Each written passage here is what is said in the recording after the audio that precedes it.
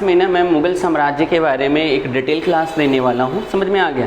कुछ शॉर्ट्स डाले हुए थे मुग़ल प्रशासन की व्यवस्था का, ठीक है, तो उसको भी देख सकते हो। वो छोटे शॉर्ट्स हैं थोड़ा याद करने के लिए कि हम लोग कैसे याद करेंगे, लेकिन आज की क्लास में नॉर्मली हम लोग पढ़ रहे हैं मुग़ल साम्राज्य के बारे में। तो मुग़ल साम्राज्य जैसे ही अगर हम लोग पढ़ने के स्टार्ट करेंगे तो बाबर का ख्याल आ जाता है, क्योंकि पहला राजा जो था वो बाबर था। समझ में आ गया? ये 1526 में भारत पे आक्रमण किया था। समझ में आ गया? देखो, भारत पर आक्रमण का मीन है कि दिल्ली के शासक को हराया था, ये समझ में आ रहा है। लेकिन इसके पहले भी कुछ ट्रिब्यूट्स को, यानी कि छोटे छोटे जगहों को ये जीता था। समझ में आ गया? लेकिन 1526 में हम लोग पढ़ेंगे कि बाबर आया था और 1707 तक का काल कहा जाता है कि भारत में मुग़ल साम्राज्य का काल रहा है। समझ में आ रहा है? देखो, इसमें बाबर के बारे में मैं जो पढ़ाने जा रहा हूँ ये तो 1526 में बाबर का है, समझ में आ रहा है। और ये जो है वो औरंगजेब का है, जिसे कहा जाता है कि अगर इस राजा के बाद मुग़ल शासकों में, आने वाले शासकों में किसी में भी इतनी क्षमता नहीं थी कि साम्राज्य को उसी पद प्रतिष्ठा मान सम्मान के साथ आगे बढ़ाया जाए। समझ में आ रहा है? बाबर को देख लेते हैं। बाबर जो था वो तैमूर से आया था। कहाँ से आया था? तैमूर से आया था। समझ में आ रहा है?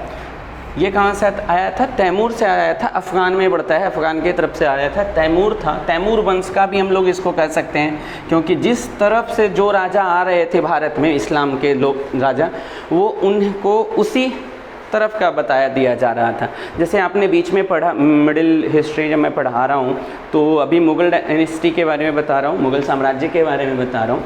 जैसे गजनी जो आया था वो अरब के गजनी प्रदेश से आया था। गोरी जो आया था वो गोरी प्रदेश से आया था, इसलिए उसका नाम पड़ जा रहा था। समझ में आ गया? उसी प्रकार से ये तैमूर से आया था, ये तैमूर वंशी था बाबर। समझ में आ गया? इस्लाम दो वर्गों में बटा हुआ है। मैंने एक वीडियो इस्लाम का उदय बताया है और भारत में इस्लाम कैसे प्रवेश किया है। 711 में आया था इस्लाम, समझ में आया, और कैसे इसका विकास हुआ है भारत में, इस पर एक वीडियो मेरा बनाया हुआ है। समझ में आ गया? डिस्क्रिप्शन में मैं वो डाल भी दूंगा आप लोगों को, ठीक है, देख सकते हो उसको। बाबर जो था वो कहाँ से? तैमूर वंश का था। समझ में आ गया? पहली चीज़ है ये तैमूर वंश का था। समझ में आ रहा है? ये एक सुन्नी मुसलमान था। मैंने बताया था सिया और सुन्नी कौन से मुसलमान होते हैं, सिया किन को कहते हैं और सुन्नी किन को कहते हैं। समझ में आ गया? तो ये सुन्नी मुसलमान था। समझ में आ रहा है? ये तैमूर वंश का था, तुर्क से आया हुआ था। और इसके बारे में थोड़ा सा देख लेते हैं कि इसने पद पादशाही, ठीक है, पद पादशाही, जिसे बादशाह भी कहेंगे, की उपाधि धारण की थी। समझ में आ गया? पद पादशाही यानी बादशाह की उपाधि धारण की थी। और ये पहला तैमूर वंशी था जिसने पद पादशाही या बादशाह के उपाधि धारण किया था। पेपर में बहुत बार पूछता है कि तैमूर का या तुर्क का कौन सा ऐसा राजा था जिसने अपने आप पर कौन सी उपाधि धारण की थी, पद पादशाही या बादशाह का। तो ध्यान देना है, बादशाह की उपाधि धारण करने वाला पहला राजा था। समझ में आ गया? इसने 1507 ईस्वी में बादशाह की उपाधि धारण कर ली थी। समझ में आ गया? देखो, इसमें जो है ये भारत पर 5 बार आक्रमण किया है। बाबर जो है वो भारत पर कितनी बार आक्रमण किया है? 5 बार आक्रमण किया है, जिसमें इसकी जो पहली लड़ाई जो हम लोग देखेंगे, इसके 5 युद्धों के बारे में देख रहे हैं। समझ में आ गया? 1526 में एक हुआ है, एक 1527 में है, एक 1528 में है, एक 1529 में है। 1526 का युद्ध पानीपत का युद्ध कहा जाता है। समझ में आ गया? इसमें बाबर विजय हुआ था और ये दिल्ली के राजा इब्राहिम लोदी के साथ हुआ था। समझ में आया? इब्राहिम लोदी के साथ हुआ था। इब्राहिम लोदी और बाबर के बीच में हुआ था ये। समझ में आ रहा है? इब्राहिम लोदी और बाबर के बीच में हुआ था यही वाला युद्ध। बहुत बार ये क्वेश्चन में पूछता है कि पानीपत का प्रथम युद्ध किसके किसके बीच हुआ है। 3 युद्ध हुए थे, जिसमें पहला युद्ध जो है पानीपत का प्रथम युद्ध, इसमें दिल्ली का राजा इब्राहिम लोदी को बाबर ने हराया था। और एक चीज़ और बता रहे हैं, बाबर ने अपनी बर्बरता का भी एक उदाहरण दिया था कि किसी आज तक पूरे इतिहास में किसी भी राजा का वध जो है वो रणभूमि में नहीं किया गया है, लेकिन बाबर को गर्दन जो है वो काट लिया था। बाबर ने गर्दन काट लिया था इब्राहिम लोदी का। समझ में आ गया? यानी बर्बरता का एक एग्जाम्पल दिखा दिया था। पहला ये कौन सा युद्ध था? पानीपत का 1526 में। और दूसरा जो था वो खानवा का युद्ध था। दूसरा जो था वो खानवा का युद्ध था राणा सांगा के साथ, ये भी जीत गया था वो। समझ में आ रहा है, सब जीता है, चारों जीता है, राणा सांगा और बाबर के बीच में है। समझ में आ गया। राणा सांगा जो है इसके बाद में 1529 में राणा सांगा को जहर दे करके, उसके खाने में जहर मिला करके मारने की भी एक स्थिति देखी गई थी। खानवा का युद्ध भी किसके बीच में था? राणा सांगा और बाबर के बीच में। नेक्स्ट है ये नेक्स्ट जो है मेदसी के बीच में है। समझ में आ रहा है। नेक्स्ट जो है वो किसके बीच में है? मेदसी का, जिसे चंदेरी का युद्ध कहेंगे। किसका युद्ध कहेंगे? चंदेरी का युद्ध है। समझ में आ गया। चंदेरी के युद्ध मेदसी और बाबर के बीच में है और यह युद्ध भी बाबर ने जीता है। इसके 4 युद्ध हैं, पानीपत, खानवा, चंदेरी और अगला है घाघरा। ये घाघरा नदी के किनारे हुआ था, इसलिए इसे घाघरा का भी युद्ध कहा जाता है। समझ में आया। इसमें ये भारत आ रहे अफ़गानों से लड़ाई किया था, भारत आ रहे अफ़गानों से लड़ाई किया था और बाबर ने इसमें भी जीत हासिल की थी। समझ में आ गया। अब देखना, एक चीज़ समझना, जहाँ इस्लाम धर्म को समझा जा रहा था कि ये जिस प्रदेश में जाते हैं उस प्रदेश में फैल जाते हैं। और एक चीज़ बताया जा रहा था, हम लोगों ने पढ़ा है पीछे वाली क्लासेज में कि 711 से लेकर कर 1526 के बीच में देखें तो बहुत सारे इस्लाम धर्म के राजा और लुटेरे आए भारत, लेकिन इसके बीच में किसी ने भी यह नहीं प्रयास किया कि वह भारत में शासन करे। समझ में आ गया। एक चीज़ और, यहाँ रह करके वो विकास करे, इस किसी ने भी विकास ने ऐसा नहीं सोचा। लेकिन बाबर ने क्या किया कि यह भारत में आया, भारत के राजाओं से जीता और साथ ही साथ विदेशी दूसरे जो राजा आ रहे थे उनको भी भगाया। समझ में आ गया। इसलिए ये थोड़ा इम्पॉर्टेंट बन रहा है और हम कह रहे हैं कि मुग़ल साम्राज्य की स्थापना कर रहा है। एक ऐसे वंश की स्थापना शायद बाबर ने किया है जो एक ऐसे क्षेत्र का निर्माण कर रहा है जहाँ पर सिर्फ यही विकसित करेगा, कोई दूसरा धर्म जो है वो विकसित नहीं हो सकता है। समझ में आ गया। या तो राजवंश कह दो, बादशाह ये बन ही चुका था। बादशाह का मतलब आप जान लो, किसी भी क्षेत्र पर जो शासन करने वाले राजा होते हैं उनको इस्लाम धर्म में क्या कहा जाता है? बादशाह कहा जाता है। ये 4 युद्ध बहुत ही इंपॉर्टेंट है, बहुत बार पेपरों में आया है। एक चीज़ है समझना कि किस युद्ध के बाद इस्लाम धर्म ने दूसरे विदेशियों को भी भारत में प्रवेश करने से रोक लिया था, और वो था अफ़गान का युद्ध। वो कौन सा था? अफ़गान का युद्ध था। समझ में आ गया। देखो, इसी में इसने कलंदर की उपाधि धारण की थी। इसने किस चीज़ की उपाधि धारण की थी? कलंदर की उपाधि धारण की थी। एक सेकेंड, उपाधि धारण की थी, कलंदर की उपाधि धारण की थी और कहा था कि मैं बहुत ही बड़ा उदार किस्म का राजा हूँ, इसलिए कलंदर की उपाधि धारण की थी। बाबर, कलंदर की उपाधि धारण किसने किया था? समझ में आ रहा है। कलंदर की उपाधि बाबर ने धारण किया था। किस लिए? कलंदर का मतलब होता है उदार राजा, उदार राजा की उपाधि धारण की थी। लेकिन ये क्या था वो मैंने अभी आप लोगों को बता दिया है। समझ में आ रहे हैं। कलंदर की उपाधि धारण कर ली, अर्थात कहने का मतलब ये बड़ा उदार राजाओं में अपने आप को पहचान देना चाह रहा था। समझ में आ गया। देखो, एक चीज़ और है कि इसने 2 पॉइंट बोला है। क्या है वो? बहुत इंपॉर्टेंट है आज के टाइम में तो और का कुछ ज़्यादा। एक जिहाद है और दूसरा इसने गाजी की भी उपाधि धारण की थी। समझ में आ गया। इसने राणा सांगा से जीत प्राप्त करने के लिए, देखो अभी मैंने बताया था कि किस युद्ध में राणा सांगा को हराया था। समझ में आ गया। तो राणा सांगा से जीत प्राप्त करने के लिए इसने जिहाद शब्द का प्रयोग किया था। किस शब्द का प्रयोग किया था? जिहाद शब्द का। इतिहास में इस्लाम धर्म में सबसे पहली बार जिहाद शब्द का प्रयोग जो है वो बाबर ने ही किया था, जब वो राणा सांगा के को युद्ध में हराना चाह रहा था। समझ में आ गया। जब युद्ध में राणा सांगा हार गए और तो उसने गाजी की उपाधि धारण की थी। बाबर ने गाजी की उपाधि धारण की थी जब राणा सांगा को वो हरा दिया। राणा सांगा को हराया क्या गया?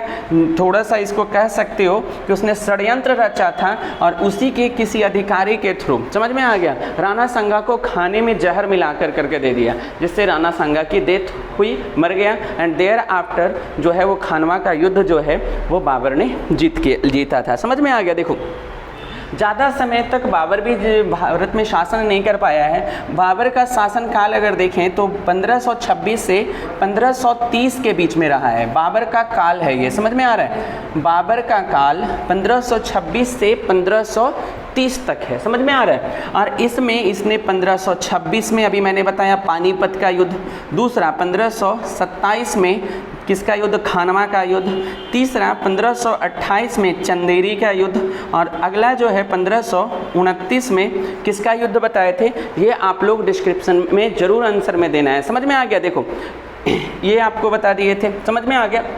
इसके बाद 1530 में ही 26 दिसंबर 1530 में बाबर की मृत्यु हो गई आगरा में।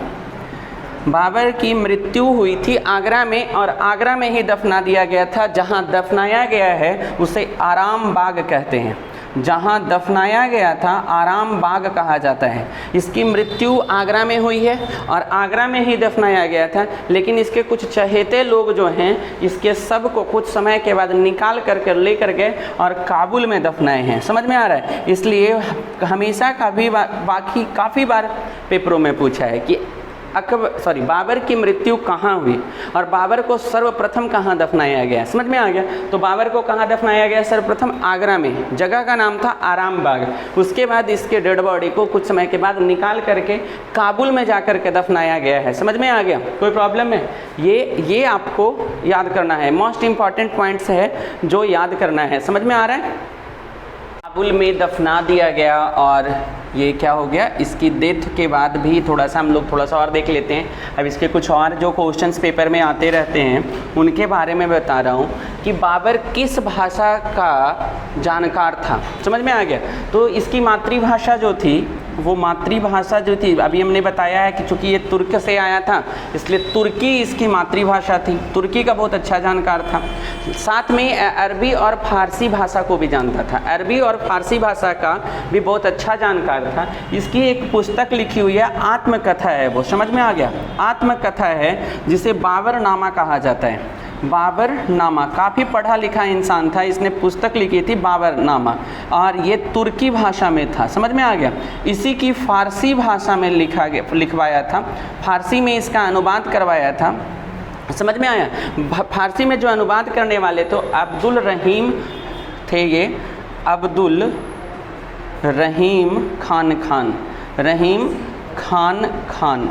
समझ में आ गया, इन्होंने आत्मकथा बाबरनामा का जो है वो क्या किया था, बाबरनामा का फारसी अनुवाद किया था। समझ में आ गया, तो काफ़ी बार पेपर में पूछा जाता है कि बाबरनामा का फारसी अनुवाद किसने किया था। तो देखो बाबरनामा लिखा किसने था, ऑप्शन में आपको बाबर भी लिखा हुआ रहेगा, अब्दुल रहीम खाना भी लिखा हुआ रहेगा। पेपर में अगर तुर्की भाषा में लिख दिया तो ये बाबर नहीं लिखा है। समझ में आ गया, लेकिन अगर फारसी में पूछ लिया कि बाबरनामा का फारसी अनुवाद किसने किया था, यानी उसने किसने किया था, अब्दुल रहीम खाना ने किया था। समझ में आ गया।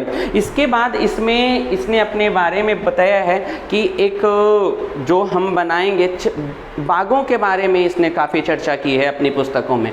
बाग क्या होते थे, एक मुख्य बिंदु, एक मुख्य क्षेत्र, जैसे मैं बता रहा हूँ ये एक कुछ प्रमुख क्षेत्र होगा और इसके चारों तरफ बाउंड्री होगी, 4 दीवारें होंगी। इसे ही 4 दीवारों में कृत्रिम नहरों की व्यवस्था की जाती थी, इसमें कृत्रिम नहरें बहते रहती थी। समझ में आ गया, तो इसी तरह के बागों का निर्माण के बारे में भी बाबर ने चर्चा की है।